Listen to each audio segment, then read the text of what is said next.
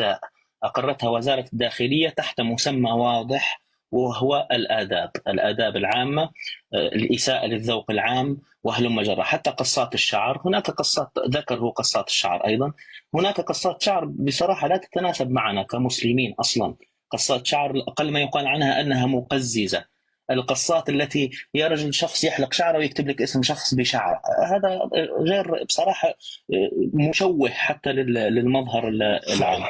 فعلا. ستستمر هذه القرارات أم لا تستمر؟ أنا أعتقد أنها ستستمر. أنا قلت لك هذه الأشياء التي ذكرها الوزير عماد الطرابلسي مذمومة تماما في المجتمع الليبي، ولكن كنا نرى القليل منها فلا نستطيع أن نعترض. لا تستطيع أن تشتكي على شخص بتهمة أنه يدخل إلى المستشفى بشورت فوق الركبة. أما الآن لا، تذهب فتشتكي له في مركز الشرطة، يوجد قانون يمنع ذلك، يتم القبض عليه ويحاسب بدفع